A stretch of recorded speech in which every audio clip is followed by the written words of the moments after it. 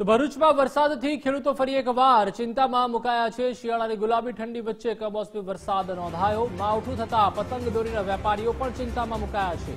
ભરૂચ શહેર, પાલેજ, નબીપુર સહિત અનેક સ્થળોએ કમોસમી વરસાદ નોંધાયો છે। વધુ માહિતી માટે સંવાદદાતા દિનેશ મકવાણા પણ જોડાઈ ચૂક્યા છે। દિનેશ, ભરૂચમાં પણ વરસાદથી ખેડૂતો વધુ એકવાર ચિંતામાં મુકાયા છે, શું વિગતો?